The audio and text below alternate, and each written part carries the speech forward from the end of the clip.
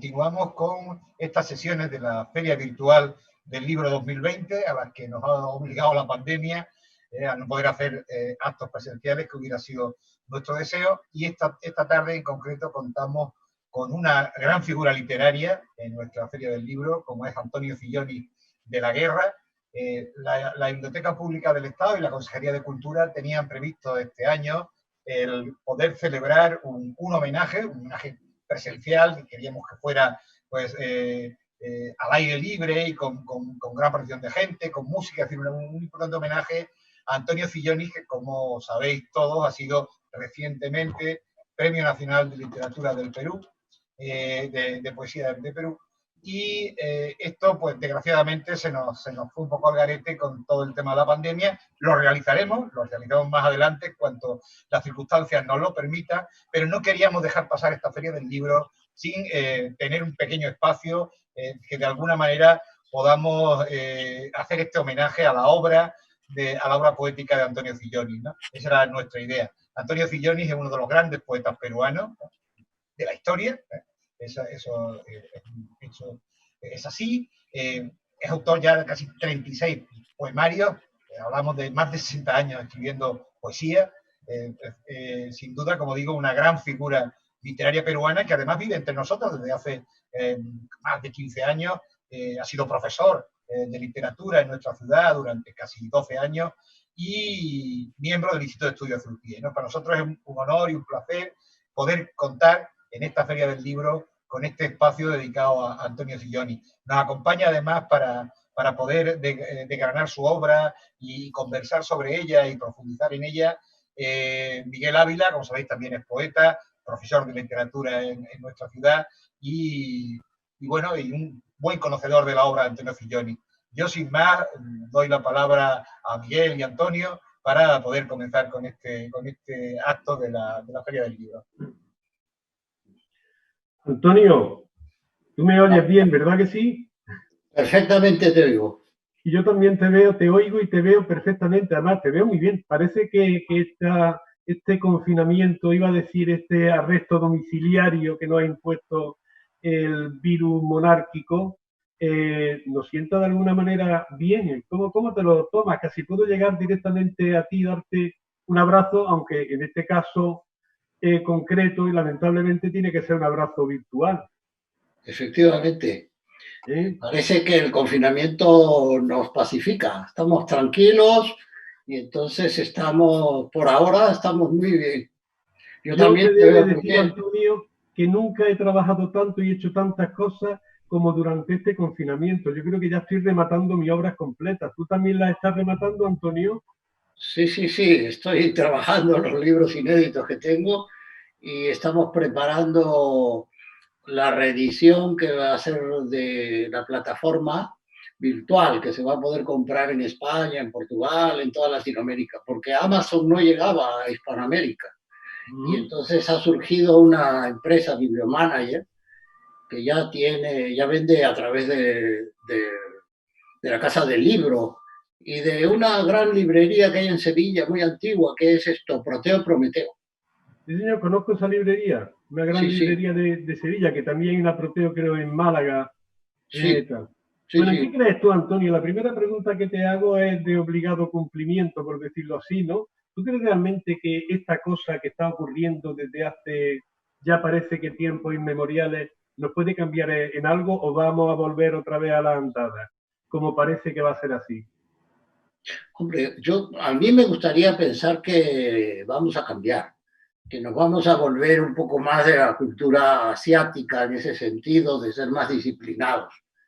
Porque los latinos tenemos mucha fama de ser un poco incívicos, que vamos un poco a la criollada, le llamamos por allá por América. Por aquello de los criollos, que eran los hijos de los españoles. Se ve que eran unos niños rebeldes y de ahí surgió el término de criollada, hacer las cosas pues a la manera de uno. Un poco ácratas, como somos todos los latinos.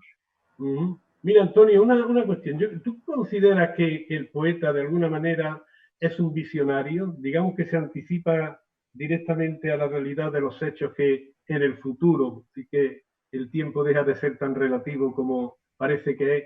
sobre todo ahora que estamos encerrados, en el futuro realmente pueden ocurrir esos hechos que el poeta anticipa. Y ahora te diré por qué. Yo creo que el poeta no anticipa, no ve el futuro, es la poesía la que lo ve, porque cuando el poeta está escribiendo pierde ya su personalidad. El poema es el que a uno lo rapta y es el poema el que exige esos caminos. Y uno a veces se sorprende, muchas veces, de lo que los críticos ven en uno, que uno ya en ese estado de rapto, uno no sabe lo que está escribiendo, es impulsivo, no creo en las musas, ese es el fenómeno del dominio, el dominio que está predeterminado por el ritmo, por las imágenes que han aparecido, por esa emoción, por el tono. Vallejo decía que lo más importante en el poema era el tono, y tiene toda la razón. Vallejo no solo es un gran poeta, también es un gran intelectual. Los artículos de Vallejo yo recomiendo mucho que se lean. Pues creo, bueno, te di la razón en parte en lo que acabas de decir, pero yo creo que tú sí que te has anticipado a la verdad y la realidad de los tiempos, y te lo voy a decir por un poema tuyo de uno de tus últimos libros, Usina de Dolor. Una pregunta, por este libro fue por el que te concedieron el Premio Nacional de Literatura de Perú, ¿no? Sí, sí, efectivamente. Por Usina de Dolor me dieron el premio y salió una edición especial, sí, que es esta edición, Usina lleva allí el sello del ministerio, porque ya es de obligado cumplimiento que figure siempre que se reedite este título, que lo lleve. Es una servidumbre haber recibido ese premio. Sí, pero hombre, te lo decía directamente, y si me lo permite, voy a recitar un poema en el que creo que te ha anticipado, aunque yo sé que tú tendrás una respuesta más afinada y acertada de lo que en un momento podemos pensar que puedes decirnos, ¿no? Se titula Nuevo Testimonio, de Usina de Dolor, y me va a permitir que lo recite. Después, si te parece, me gustaría también escuchar recitada de tu voz pues algunas de tus composiciones, ¿de acuerdo? Muy bien, estupendo. Pues mira, lo voy a ver cómo lo podemos interpretar directamente esto, ¿eh? Se titula Nuevo Testimonio. Dice, microscópicas gotas de saliva, después de la tos o el estornudo, andaban apresadas con sus virus al caer difuminadas alrededor de estalagmitas, y ahí quedará la huella de la presencia nuestra en esa cueva. Así también el sedimento de cenizas expulsadas de las centrales térmicas por el consumo de los combustibles fósiles que casi oculta un encendedor ya inservible y oxidado del que nos desprendiéramos cuando en vano juramos no fumar. Escorias de las fundiciones sobre el lecho de los mares de barcos naufragados como escondrijos de los peces a donde no llegan las sirenas ni los hombres, pero sí aquella lata de cerveza que lanzáramos al mar desde la playa luego de aplacar la sed. Y un plástico asomando y medio hundido y derretido de lo que fue el bolígrafo con el que habíamos tomado ya estas notas sobre la arena de un desierto. Todo eso quedará como olvido o como pérdida, pero siempre al menos como indudable negligencia entre enormes cantidades de nitrógeno y de fósforo que las lluvias, los ríos y las aguas subterráneas traen a los suelos agrícolas. Este es el nuevo mapa, el nuevo planisferio del planeta, el globo de la Tierra cuya réplica llena de licores se ilumina por la noche y nos alumbra desde el vano de la puerta del estudio, que al apagar su luz poco antes de acostarnos, deja la casa totalmente a oscuras, y entonces vamos hacia la cama a tientas, sabiendo que en el pulsador dejamos la huella de uno de los dedos como certero testimonio tan palpable ya de haber estado, si no en el mundo, al menos sí, en mi casa. Permíteme que diga esto, un pedazo de poema, pero como la catedral que hay por aquí cerca. Tú me dirás. Ese poema responde a la intención del libro. La poesía tiene una función, evidentemente. Para mí, mi poesía, tiene dos funciones. Una, dar testimonio de lo que yo vivo, es decir, de mi entorno. No el personal e íntimo, sino, a veces sí, pero en general, el testimonio social, global. Y en segundo lugar, remover conciencias. Este poema está describiendo la destrucción que estamos haciendo del planeta. Por un lado, esa huella digital que dejamos es el testimonio de haber estado aquí, que todo el mundo deja testimonio de alguna manera en el planeta, pero se contrasta con esa destrucción total e íntegra. Allí también en Perú han visto esa premonición del coronavirus en los primeros versos, en esa tos, en ese estornudo, pero yo pienso que eso es milagros de la poesía, porque no era mi intención adelantarme a los tiempos. No tengo ninguna bola de cristal, no tengo antecedentes, ningún abolengo gitano para yo ver la palma de la mano y la rama de laurel. Yo sigo pensando, Antonio, de verdad que el poeta tiene, no sé si el poeta, junto con la poesía, ambos aconchavados o conchavados, tiene de alguna manera un sentido visionario de las cosas. Sigo pensándolo, ¿eh? Habla de la cueva en este poema que dice de la huella de nuestra presencia en esa cueva, ¿no? ¿Y tú crees realmente que hemos salido de la cueva o todavía permanecemos en ella? No de la cueva platónica, sino de la cueva donde realmente intentábamos protegernos de la realidad exterior, por decirlo así. No hace falta estar en la cueva. El exterior es igual que la cueva. Yo creo que es un deseo el que cambiemos, pero me parece que es un deseo infundado. En el Perú hay un dicho que creo que también se repite en España, y el pueblo es muy sabio, que dice ser y figura hasta la sepultura. Yo creo que ese carácter latino no lo podemos quitar en absoluto. Eso va en nuestro temperamento, en nuestro fenotipo, en nuestro comportamiento social, en nuestro comportamiento personal. La cueva no vamos a salir nunca. Seguiremos en ella ad eternum. De la misma manera que no nos bañaremos 2 veces en el mismo río, entonces, ¿no? Sí, pero Parménides decía que el río no se movía. No se movía. Sí. Que dejaba a Heráclito a los pies de los caballos, entonces, ¿no? Claro, claro. Él veía la imagen reflejada en el río y esa permanecía. Esa permanecía, ¿no? Claro, ahí hay dos concepciones totalmente contrapuestas, pero que se puede hacer la síntesis. Sí, Heráclito veía el agua y Parménides veía el reflejo. Veía el reflejo, ¿no? Muy bien. Bueno, Antonio, ¿tiene algo por ahí para, en fin, recitarlo? ¿Has elegido algo, Antonio?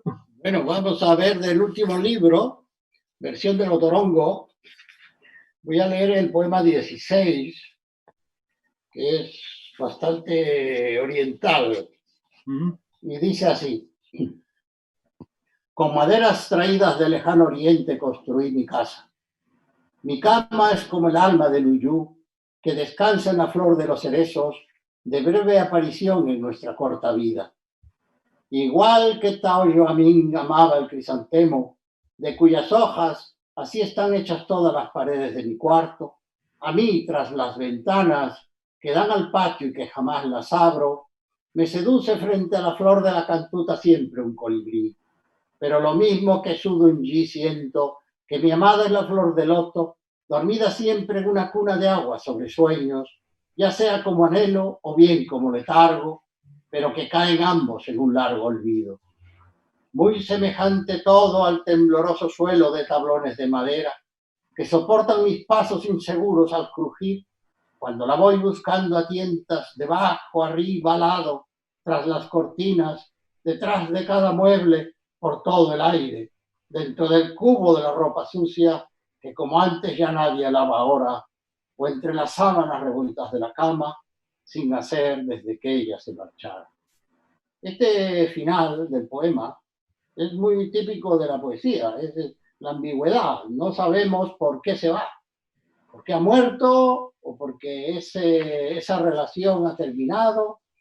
Y señalar también que aquí hay, dentro de todo el orientalismo, que es evidente, hay un guiño a la cultura andina, porque la cantuta es la flor andina y el colibrí es el pájaro andino.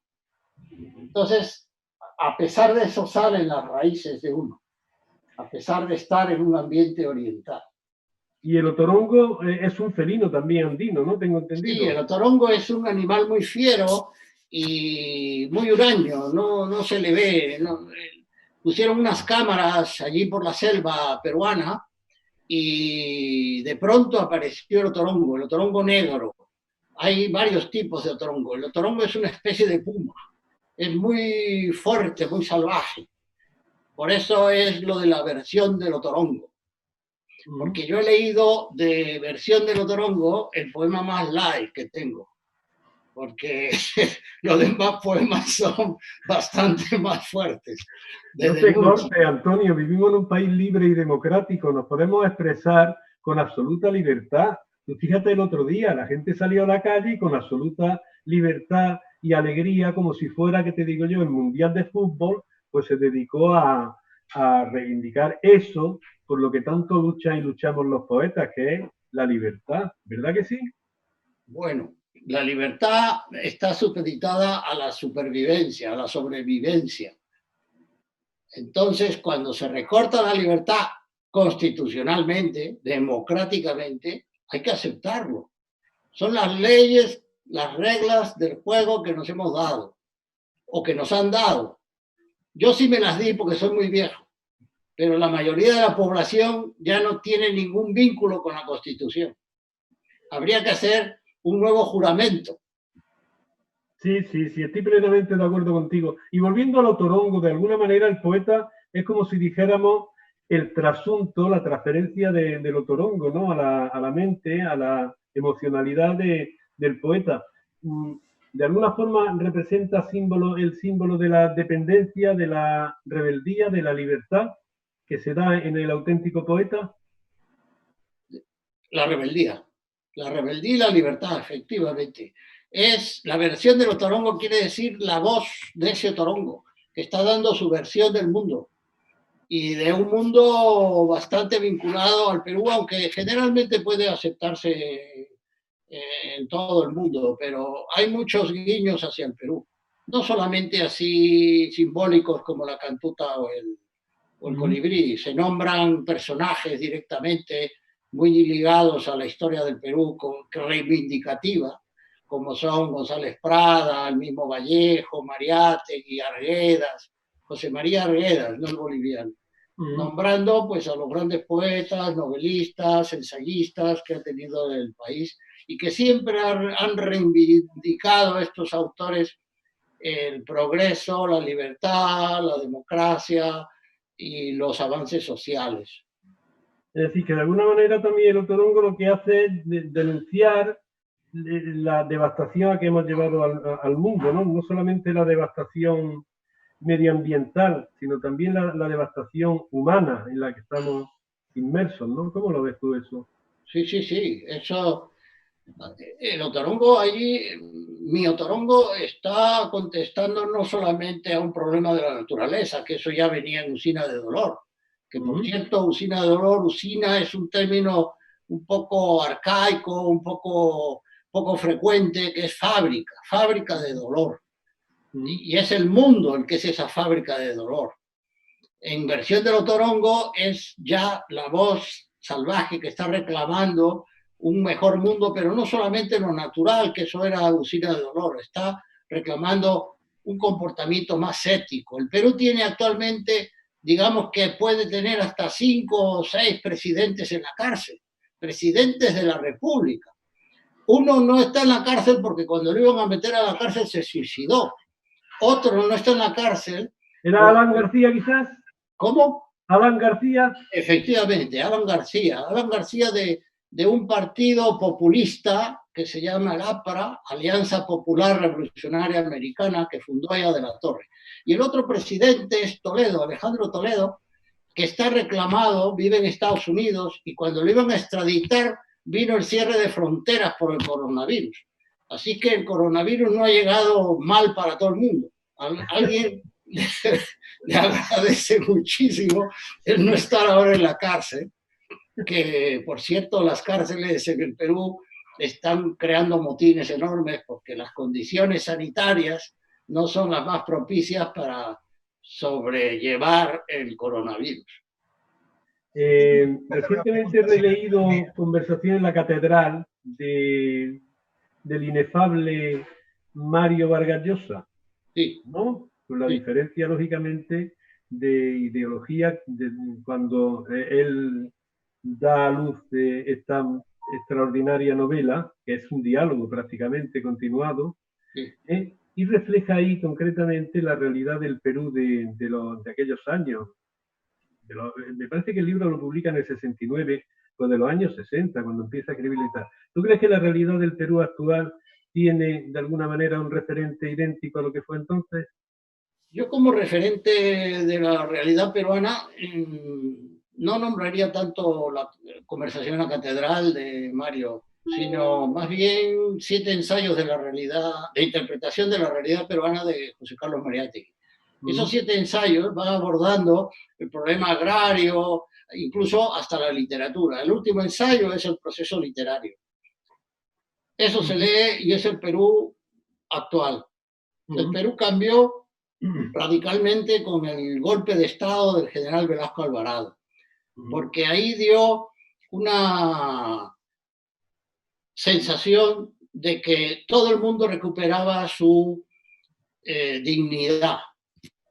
No se sabe, no se puede entender si no se vive esa experiencia. En España no se vive esa servidumbre, esa humillación.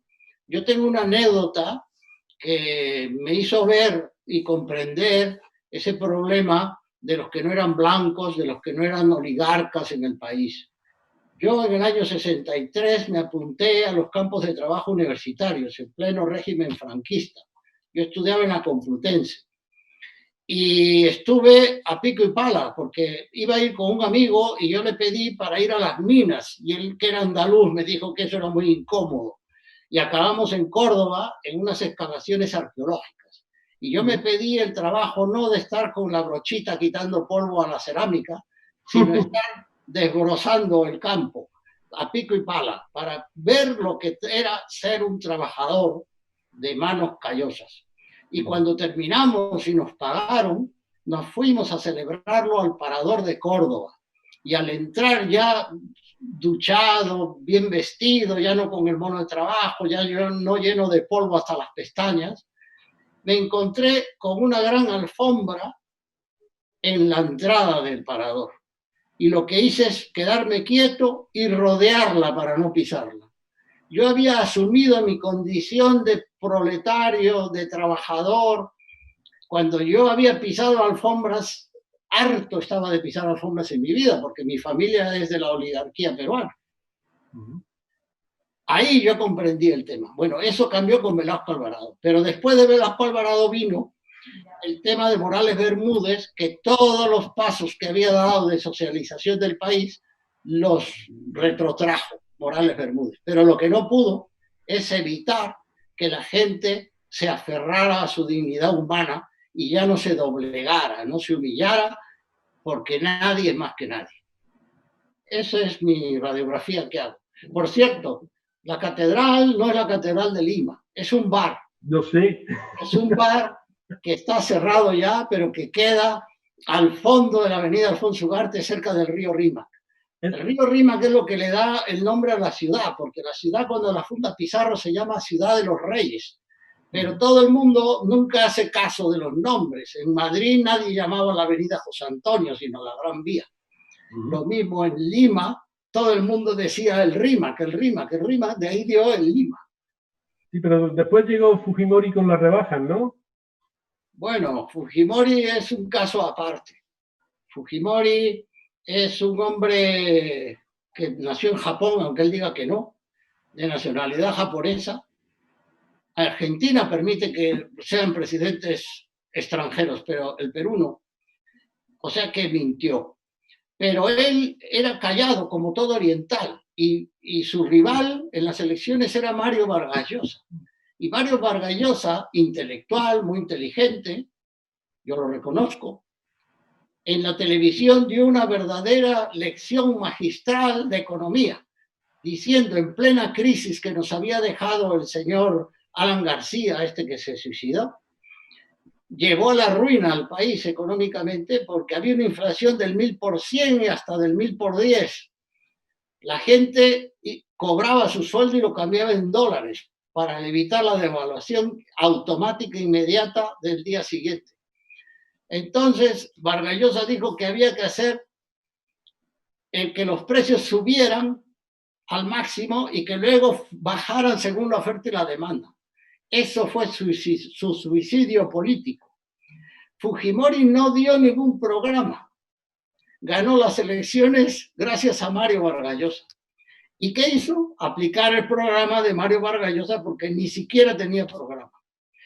Se dio un autogolpe, se pasó del Palacio de Gobierno a vivir al casino militar para arroparse de los militares. El problema que tuvo es que se juntó con Montesinos. Montesinos. Y Montesinos era un hijo de un gran terrateniente oligarca arequipeño que se arruinó porque era un botarate. Y entonces todo su afán era enriquecerse.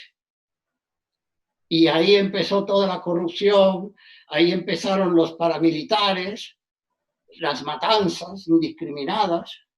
Bastaba con algo así como los años de la Inquisición del siglo XVI, en que te acusaban de ser hereje y demuéstralo metiendo el pie en aceite hirviendo.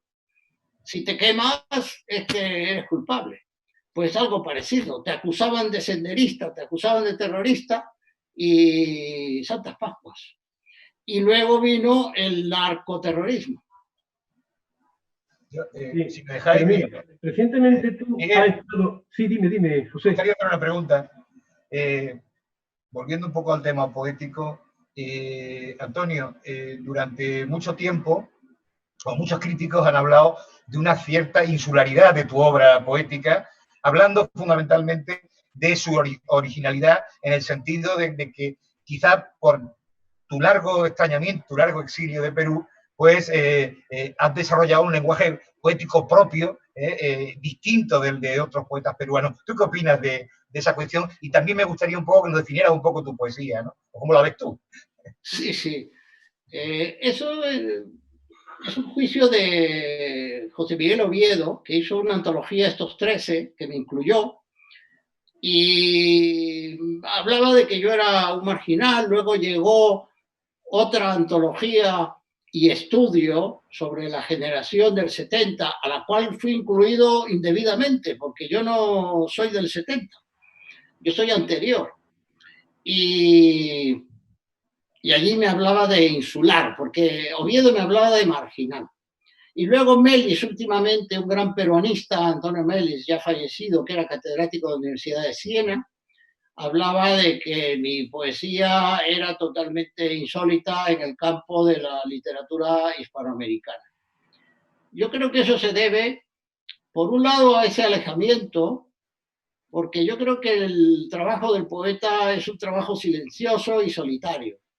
Y yo no soy amigo de grupúsculos, de generaciones, de juntarse y de adoptar un lenguaje común, unas ideas comunes. Pero también gracias a, no solo a esa distancia que me permitía distanciarme también de los lenguajes poéticos del Perú, sino también yo estaba distanciado viviendo en España, porque yo he vivido casi toda mi vida en España, desde el año 61 menos 2 años he vivido en España. Me he distanciado de los derroteros de la poesía española. Mi voz poética no se parece en nada a eso. Porque yo me di cuenta de esto muy pronto, me di cuenta en el año 65. Y entonces yo acudí a las fuentes, porque el mérito no es de uno nunca, no nace nada de la nada. Siempre hay unos padres, siempre hay unas lecturas. Y entonces yo me volqué en lecturas de Bertolt Brecht, en lecturas de los chinos, Pochuy, de Lipó, Huawei, etcétera, del mismo Stuchenko.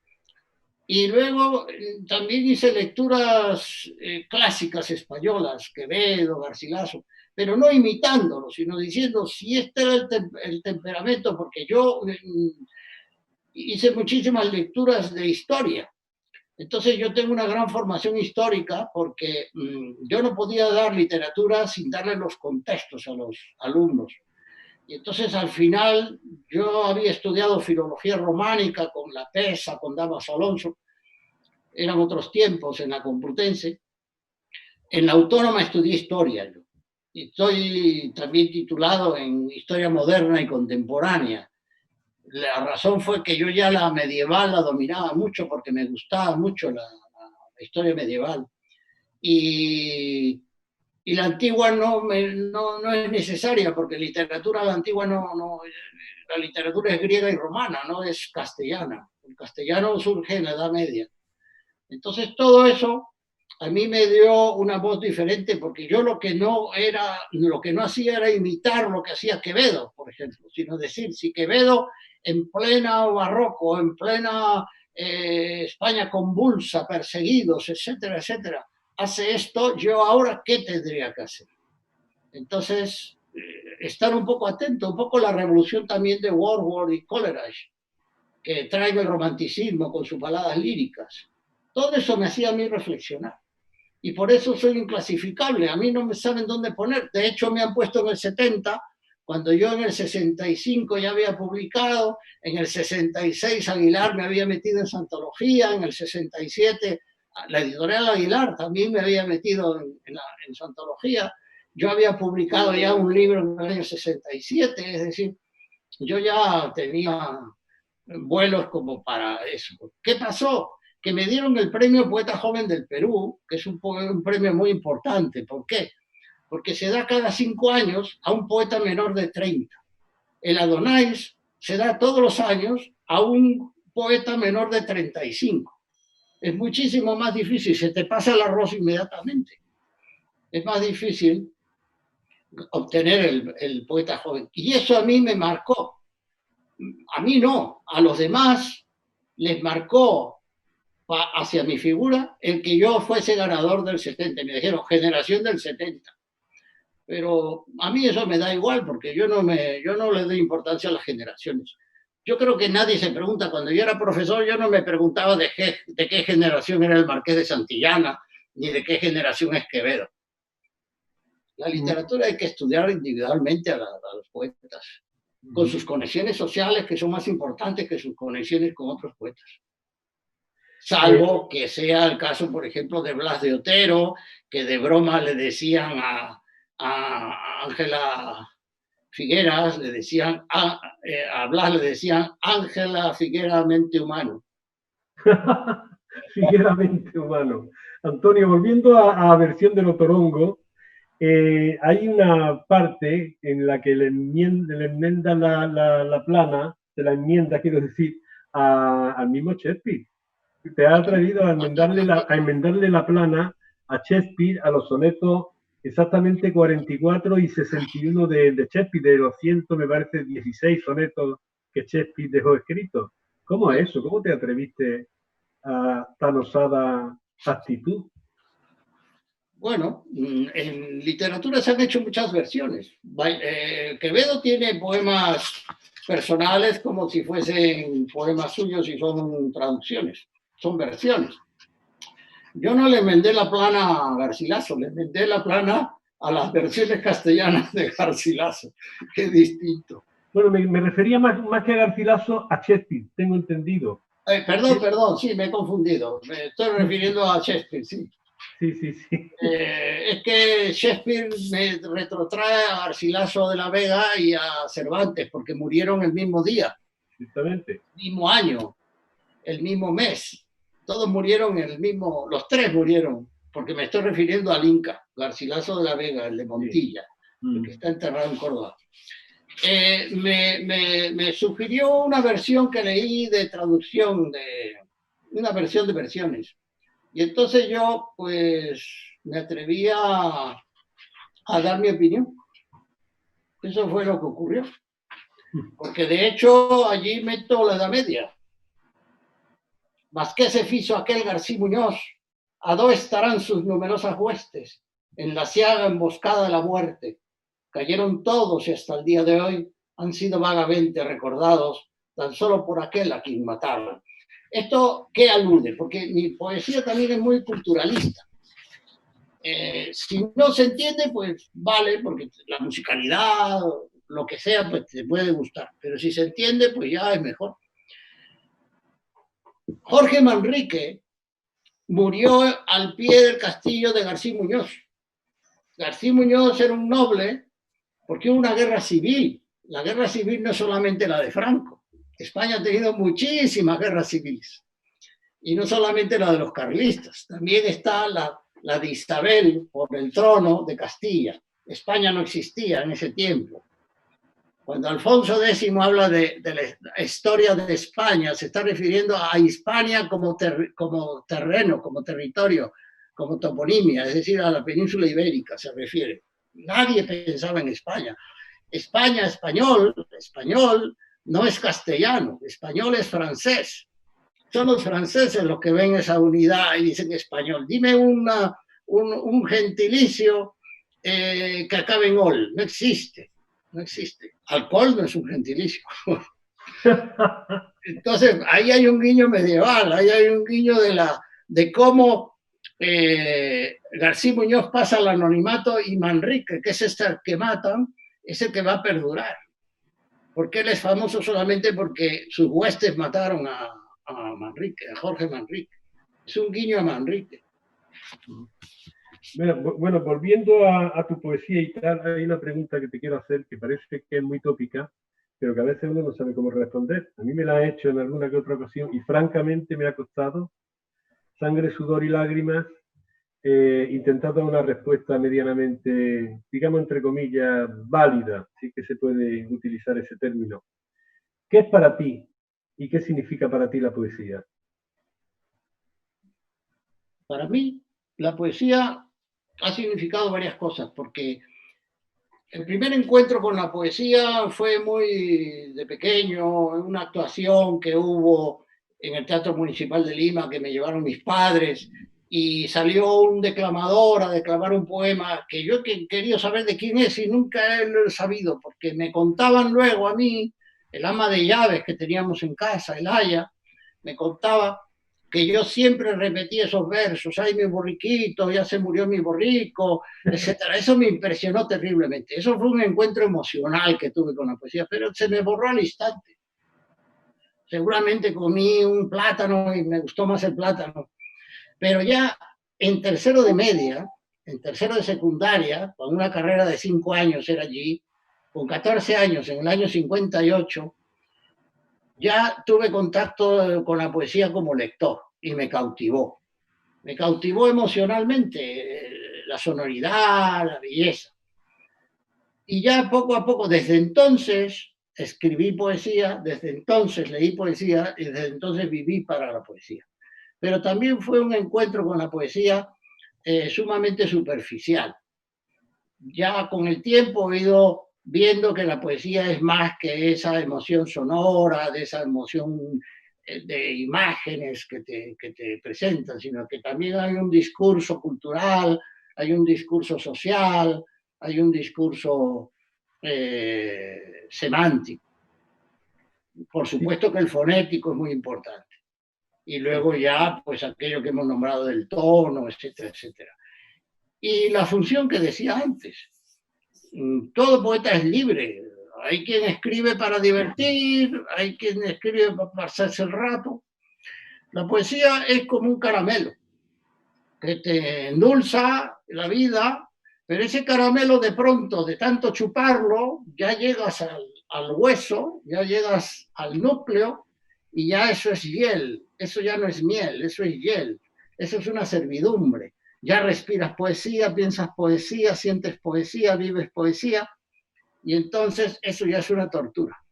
Como decía Rapau en su poema La isla sobre el lago, que eso indica un solipsismo muy grande, la isla sobre el lago, en el lago. Y decía, oh Dios, oh Venus, oh Mercurio, protector de los ladrones, etcétera, etcétera. Dadme cualquier oficio que no sea este en que tengo que estar estrujándome el cerebro. Hacer un poema es mucho más difícil que hacer prosa. Porque es decir, que ser poeta es como estar condenado. Ya nos condenó de alguna forma el mismo Dante, ¿no? A uno de los últimos círculos del infierno. Claro, claro. Pues vaya. Y Platón nos expulsó de su república. La república era un libro utópico, cómo debería ser la sociedad perfecta. Y dijo, aquí poetas no queremos. ¿Por qué? Porque cuando yo leo un ensayo, yo me pongo en guardia, a ver de qué me quiere convencer este individuo. Cuando yo veo el teatro, pues salgo y digo, ¿qué? ¿Nos tomamos una cerveza? Yo he visto un espectáculo, he visto un circo. Cuando yo leo una novela, digo, bueno, estos son cuentos chinos. Pero cuando leo un poema, me emociona. Y la emoción me hace me lleva esa emoción afectiva, sentimental, ese cautivamiento sonoro, me lleva a aceptar esas ideas. Por eso la poesía no le gustaba a Platón, porque Platón en el fondo no era un demócrata. Si tú no eres precisamente un poeta, por decirlo en román paladino, solipsista, eres un poeta de una gran dimensión social, lo demuestras en todos tus libros. Y bueno, más especialmente en Usina de Dolor, que si te parece yo puedo leer el poema que hace el número 21, el número romano, y dice así, es un poema de una dimensión social absoluta, total, como prácticamente la mayor parte de la poesía que tú escribes, que es una poesía comprometida directamente con el ser.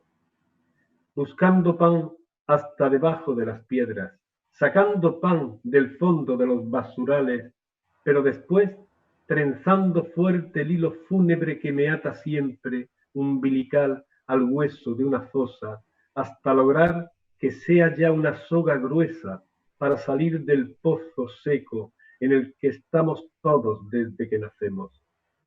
Y así esperando, tejemos la esperanza mientras permanecemos desesperanzados, así durante meses que después son años, viviendo en este inmenso saco amniótico terrestre de estrellas por la noche y nubes blancas durante todo el día, como estelas del rumbo de los aeroplanos, en el punto intermedio en que de aquí se aleja al mismo tiempo que se acerca allá entre pájaros, cuyas sombras recubren brevemente las huellas de los animales y los hombres.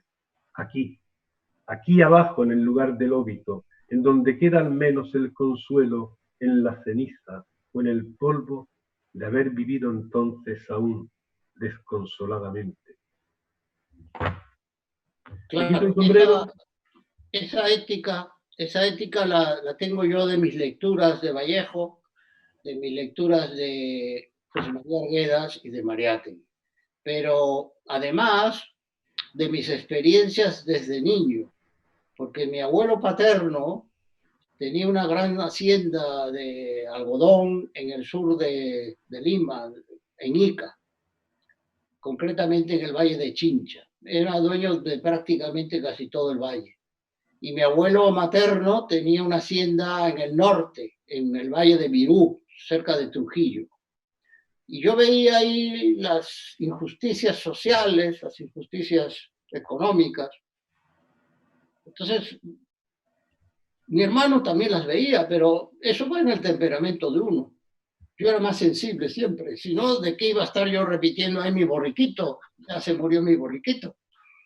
Mi hermano era totalmente opuesto a mí. Éramos, porque mi hermano ya falleció, éramos temperamentos muy distintos. Eso va también en la persona. A mí la poesía de Vallejo me impactó de tal forma que yo seguía escribiendo como Vallejo, entonces dejé de leerlo. Eso es una de las cosas que dije antes del año 65, que cambié las fuentes. Y por eso también soy como un bicho raro, no solamente en mi familia, en la sociedad, sino también soy un bicho raro en la poesía, porque esa carga ética, esa carga social, no la tienen muchos. Hay un gran poeta peruano, amigo, muy amigo mío, Alberto Alarcón, que es de Piura, del norte del Perú, que me dijo, mira, señores, a mí no me gusta la poesía política.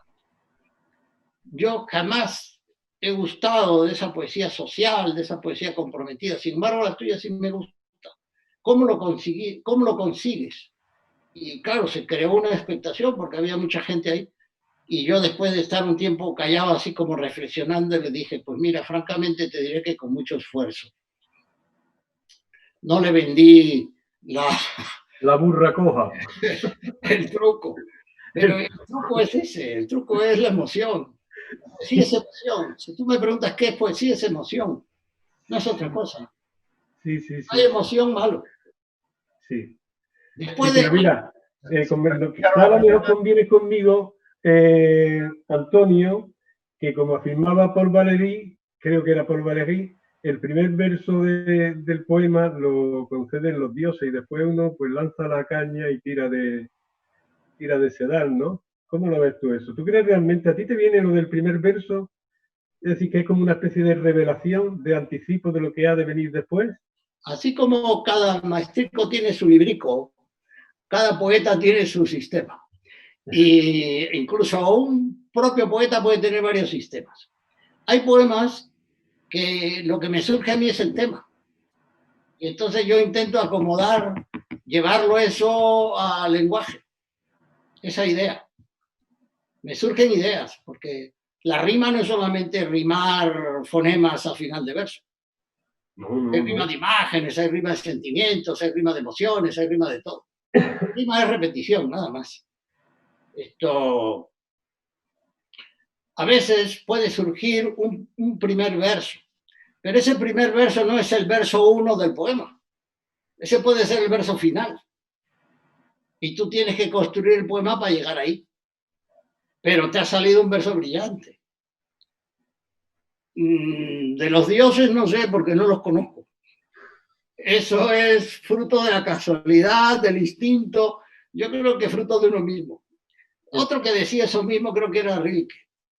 Yo soy más partidario de la frase de Valéry, que esa es la tortura, mi venganza, así como decía Ezra Pound, que se trituraba el cerebro. Mi venganza es que se la trituren los críticos. Porque Paul Valéry dice que el poema no se termina jamás, que se abandona.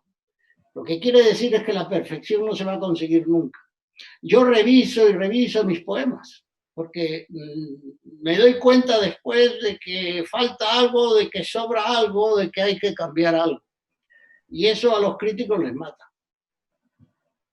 Bueno, está entonces lo que dijo Paul Valéry de que el poema nunca se termina, sino que se abandona, en la misma línea de que la decía que seguía el hiperestésico de Juan Ramón Jiménez cuando dijo aquello de no le toques más que así en la rosa, ¿no? Con leído, sí, claro, incluido. Porque la rosa tiene espinas.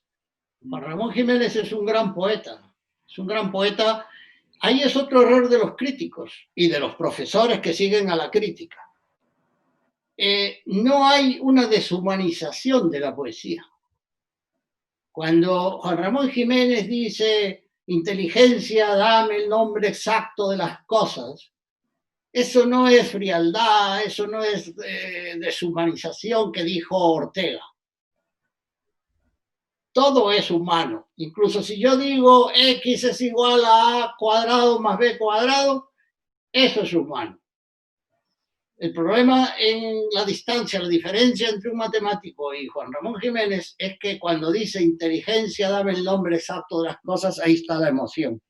Por eso es humano. Eso no lo dice un perro. No. Salvo tu perra, que creo que es muy tonta. Ciertamente. Miguel, voy a hacer una preguntita, ¿te parece? Vale. Antonio, Sí, un interés por conocer.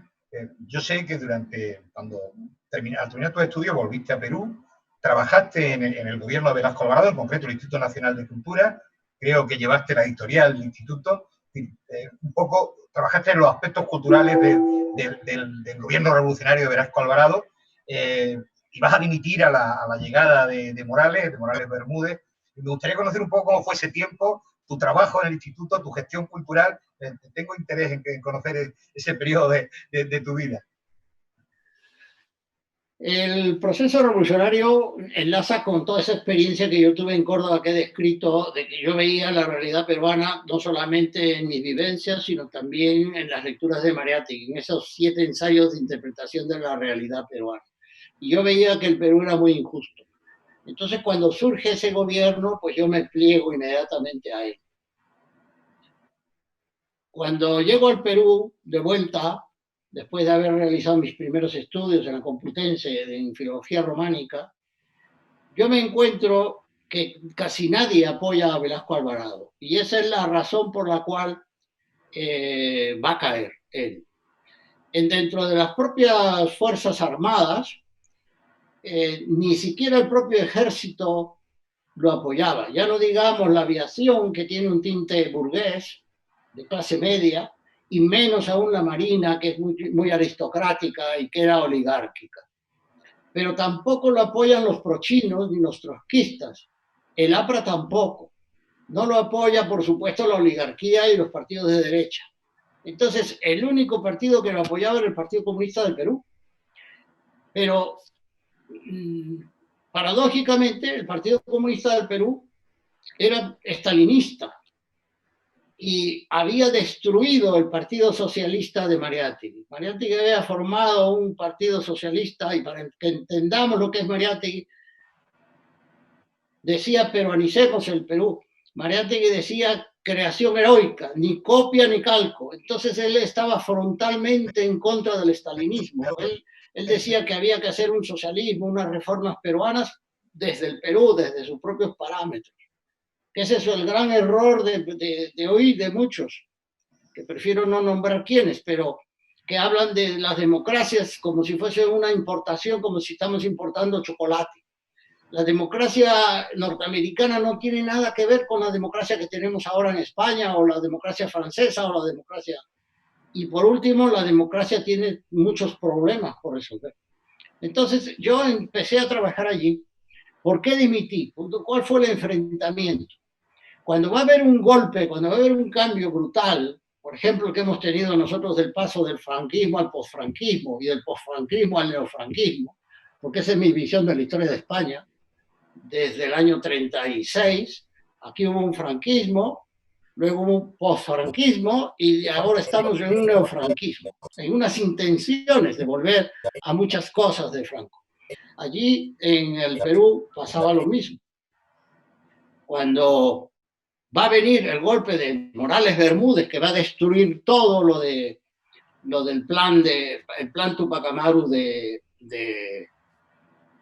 Velasco Alvarado, el plan Inca, que se llama el de Morales Bermúdez. Ya las discusiones ideológicas están previas, sobre todo en el Instituto Nacional de Cultura, que la ideología es fundamental. Entonces yo había viajado a La Habana, a Cuba, y en Cuba habíamos ido una comisión con la dirección general y yo como director de la editorial y otros más a firmar un protocolo cultural. Ese protocolo cultural establecía en lo que a mí me competía el que los cubanos hacían una antología poética y yo la publicaba. Y en contrapartida, el Consejo General de Cultura, no yo, el Consejo General de Cultura, que era una institución que existía, hacía una antología poética y los cubanos la publicaban. Yo era el director y a la vez, como el jefe de publicaciones no periódicas, el de los libros, estaba ese puesto vacante, yo también lo ejercía, trabajaba el doble. Pero en el de publicaciones periódicas, que llevaba la revista Textual y todas las otras revistas que teníamos, la llevaba Mario Raceto. Mario Raceto es un poeta que ya murió, de la generación del 60, que fue a La Habana junto con Javier Heró. Javier Heró fue un gran poeta, fue el primer premio poeta joven junto con Calvo, y en La Habana estudiaba cine, pero volvió al Perú ya como guerrillero en el Ejército Nacional de Liberación y murió nada más penetrar en el río Maldonado, en Madre de Dios. Raceto se desengañó, no quiso comprometerse, quería irse de Cuba, le decían que con calma, total que llegó al Perú hecho un basilisco. Entonces, como tenía esa animadversión contra Cuba, él quitó poetas y puso poetas como Alberto Padilla, que no sé si ahora la gente lo va a saber, pero Alberto Padilla creó un problema enorme, un remesón en toda la intelectualidad internacional. Yo vivía en Madrid cuando surge esto de Alberto Padilla y a mí me llama el agregado de prensa de Cuba y me entrega todo el dossier de lo que aportaban todos los defensores de Berto y todo el cuestionamiento de Cuba. Hasta ese punto llegaba la cuestión. Yo tenía entonces 27 años, era muy joven. Cuando yo estoy en Cuba también tengo 28, 29 años cuando yo tengo ya un alto cargo. Y ahora reflexionemos todos, porque aunque no se viva esos momentos, es lógico. ¿Cómo reacciona Cuba si le alteramos el documento? ¿Cómo reacciona Cuba si le metemos gente anticubana, poetas que están contra el régimen castrista, en un protocolo que hemos firmado? Estamos creando ya no un problema de editorial, estamos creando un problema político al Perú, un problema internacional. Es decir, mi experiencia también como poeta es que yo he ocupado altos cargos políticos. Entonces la gente no sabía, por ejemplo, que estuvimos a punto de entrar en guerra con Chile contra Pinochet y yo recibí una carta confidencial y yo a mi madre ni a mi hermano le decía que estábamos a punto de entrar, porque si yo hubiese hecho infidelidad, falta de confidencialidad, me hubiese costado a mí como mínimo la cárcel. El poder tiene unos conocimientos, unos resortes que no lo tiene normalmente la gente. Yo ahora que estoy apartado de los cargos políticos, yo no me entero de nada. ¿Yo cómo me voy a enterar? Yo lo que puedo tener ciertas intuiciones, por ejemplo, el presidente actual de España ha sido alumno mío, entonces yo lo conozco de chico, de joven, pero sé cuál es su temperamento, cuáles son sus tendencias, etcétera, pero cuáles son sus datos, no. Entonces yo no puedo opinar. La prensa recibe multitud de datos y compra solo unos pocos. Entonces, el tema fue ese fue el tema de la disputa. Y cuando yo le planteo esto a la dirección general, que era Marta Hildebrand, la directora general, le da la razón a Raceto. Entonces yo ya, ante eso, yo hice un enfrentamiento pleno y dimití. Eso acabó en una dimisión. Tal es así que Bulgaria me apoyó. Bulgaria no era en ese tiempo un país. Bulgaria era el Ministerio de Asuntos Exteriores de la Unión Soviética. El llevarte bien con los búlgaros significaba llevarte bien con la Unión Soviética. Y los búlgaros me ofrecieron ir a Sofía, al Instituto Lingüístico, a trabajar ahí con ellos. Y Cuba me ofreció ser de prensa latina, de su redactor de su agencia. Y yo, pues, les contesté que yo no había hecho nada por esas revoluciones y que no, y que yo volvía a España, donde estaba Franco, a luchar por las libertades. Ahí fue cuando yo milité en el Partido Comunista de España, cuando yo vuelvo, yo regreso. Pero con mucha dignidad y honra he de decir que al final me expulsó Carrillo del Partido Comunista de España. Bueno, si os parece, tenemos que ir planteando el final de la entrevista. Miguel, si te parece, una última pregunta. Y yo creo que, si os parece, cerramos con un poema en la voz de Antonio. ¿Os parece bien? Muy bien, muy bien. Una última pregunta y contesta Antonio y cierra él con un poema.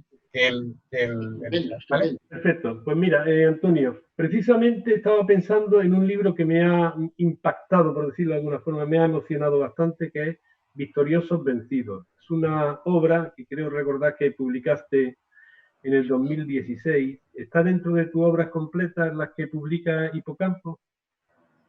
Sí, sí. Sí. En la nueva versión de Hipocampo, de la obra completa, en el último tomo, el cuarto tomo, el quinto tomo todavía no va a salir, pero ya estoy reuniendo con los poemas, los poemarios inéditos y dos poemarios éditos que son, si no me equivoco, versión del Octorongo y Usina de Dolor, más los inéditos.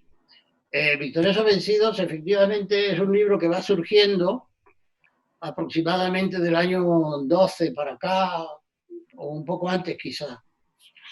Es toda una visión mundial del aspecto político y social y económico y democrático del mundo. Porque arranca con un poema cantoral de la doctrina Monroe, que eso es un senador norteamericano que decía América para los americanos, pero entendido los americanos, no los argentinos, sino ellos. América para nosotros. Y esto era la confrontación del siglo XIX paso al XX, en que cuando América hispana deja de pertenecer a España, entra Inglaterra a dominarla económicamente. Y entonces Estados Unidos le está diciendo a Inglaterra, quita los pies de aquí. América para los americanos. Y ahí hay toda una visión del mundo americano y de la caída de las Torres Gemelas, etc. Y así va siguiendo hasta el último poema añadido en la reedición, ya no figuraba en el 16, se ha ido incrementando el libro, igual que Antonio Machado aumentaba sus soledades, etc. Y es un poema que voy a leer de este libro de Victoriosos Vencidos, que surge el poema aparte de una nota de prensa. Curiosamente, los dos últimos poemas surgen de una nota de prensa. Uno que es el falso rey Midas, ese que convertía todo en oro, porque la colonia, el virreinato, era llevar oro y plata a Sevilla y de ahí ya repartirla. Eso es un poema pues que no viene a cuento ahora porque es muy americano, pero hay uno que es muy español porque descubrieron en unas excavaciones haciendo un parque, descubrieron unas fosas comunes del tiempo de la guerra y ahí descubrieron que había enterrado a una señora con un sonajero en el bolsillo. Ese niño que tenía meses y que le arrancharon arranchares en Perú, que le despojaron de su madre, ese niño, cuando yo escribo el poema, vivía todavía. Esto es como también otro poema de este libro que es El Danubio Rojo, porque hay un campo de concentración nazi en Austria que lo construyen los españoles, se llama también el campo de los españoles. Y cuando yo escribo ese Danubio Rojo, que es un amplio poema, está en YouTube, eso si a alguien le interesa puede verlo en YouTube, con imágenes auténticas del campo y en mi voz. Pues vivían muchos todavía de los que habían sobrevivido a las matanzas terribles del campo. Entonces, si te parece, pasamos a la lectura. Claro, por supuesto. Bien, pues el poema se llama Todavía vamos a vencer. Este título no es mío. Esto es lo que decía el marido de la señora esta. Decía, todavía vamos a vencer, todavía vamos a vencer. Y era de izquierda, lógicamente. Y entonces lo apresaron. Y luego ya viene la historia de la señora, cuando la van a buscar a su casa y se la llevan, la matan y la entierran y todo tan precipitado que va con la bata y con el chupón, el chupete, chupón en Perú, el chupete en el bolsillo. El poema dice así. Excavando bajo el subsuelo de un parque con columnios infantiles hoy, donde ya nadie juega, ha sido hallada otra fosa común entre las casas, con un cadáver ya sin su ataúd. Bajo una capa de cal viva, los huesos de la pelvisón, los de una mujer joven, Y en el cráneo y en el omóplato del lado izquierdo hay unos agujeros que son como de bala. Detrás de los cristales, desde donde los ojos de todos los vecinos lo están viendo, hay un hedor insoportable que ahí quedó encerrado. Y es el aire de entonces, el del odio de aquella guerra fratricida. Es también el del fanatismo de esa criminal posguerra, con esta intolerancia que resurge ahora al ser desenterrado.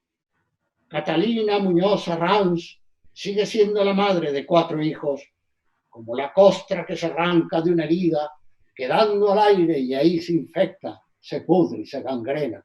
Así desde el costado una cuna fue arrancada mientras estaba amamantando y entre llantos con restos de la leche caída de la boca entre las babas y entre las lágrimas, así entre gritos fue llevada y entre súplicas después arrastras, terminaron donde quedó enterrada, con su amor hecho fósil ante la impiedad, dejando al aire ya sin costra su otra herida, que lejos tal vez infecte, se pudra y se gangrene. Todo por ser la esposa de un republicano preso, poco antes de estallar la guerra, esta vez en Palencia cerca de su pueblo, sin cielo ni horizonte, sin sol ni luz y solo, pudriéndose en su celda. Y estando así la puerta de la casa, abierta ahora a la intemperie, habiéndose quedado allí una olla destapada y el fuego de un hornillo ya apagado, o todavía el agua entremezclada con vinagre, la sal entreverada con azúcar y todo lo demás podrido, ¿quién matará a las cucarachas? ¿Ya quién espantará las moscas? ¿Y quién ahuyentará las ratas? Si ahora es esto solo lo que los 4 comen siempre. Después del juicio, su pecho sumarísimo temblando entre sofocos su bocido, también de entre sus prisas, así llevada al paredón sin los legajos, y en el pezón izquierdo atravesado ahí por una bala. También por un disparo cayó contra el vacío, su cráneo perforado ya sin juicio, sin más recurso que el de su muerte ante la nada. Estando así las suelas de sus zapatillas, tan ágiles y silenciosas antes, en acallar de su hijo el llanto con una ubre entre sus labios, o meciéndolo acurrucar bajo sus párpados el sueño, ya cerca de su delantal solícito y resuelto siempre, y tan desprevenido y descuidado ahora, que se tendió tan rápido en silencio en una oscura y encubierta eternidad. Y tan precipitadamente todo, que aún llevaba en el bolsillo un sonajero, el de su hijo, que desde entonces no lo oyó sonar jamás, el más pequeño entre sollozos, el de tan solo apenas 8 meses de desvelo sin sus manos, con un llanto sin pecho que lo alivie inconsolable, de quien ahora sigue vivo todavía, sin poder acordarse nunca de una voz que acaso lo arrullara, o de una cara que tal vez entonces él viese sonreír, pero ahora sin distinguir su olor entre el color de los vestidos o entre los huesos de los esqueletos descubiertos, cuáles son ya los de su madre. Así de tan precipitado todo, que todavía estaba un sonajero sorprendido en el bolsillo, un sonajero mudo que no amordazó entonces los disparos, un sonajero quieto que quedó amortajado, el que durmió al costado amargo de la vida y ya dormita al lado dulce de la muerte, de su cadáver escondido bajo el columpio en que mecía la soledad de su niñez abandonada, o por el tobogán hacia donde instintivamente caía siempre su orfandad desamparada. Porque el hallazgo fue precisamente debajo de un parque infantil de juegos. Y este poema es muy político, pero lo borra la emoción, porque lo que hay que ver es la humanidad, ahí la humanidad de la gente que se están matando, de uno y otro bando. Yo ahí no soy partidista. La inhumanidad de la gente es lo que resalta ese poema. Muchas gracias, Antonio. Muchas gracias, Miguel. Se nos acaba el tiempo. Espero que pronto podamos vernos leyendo y escuchando los poemas de Antonio en público, al aire libre, incluso algunos de sus poemas musicados. Espero que pueda ser muy pronto. Desearos que estéis bien hasta ese momento de reencontrarnos. y muchas gracias por esta magnífica entrevista que habéis colaborado a hacer en esta Feria del Libro de Ceuta 2020. Muy buenas tardes. Mi agradecimiento también, no solamente a la biblioteca, al Instituto de Estudios Ceutíes, sino a toda la ciudad de Ceuta, que me ha tratado con tantísimo cariño todos estos años. Desde el año 2001 hasta aquí ya son 19 años con todos vosotros. Muchísimas gracias de todo corazón. Muy bien.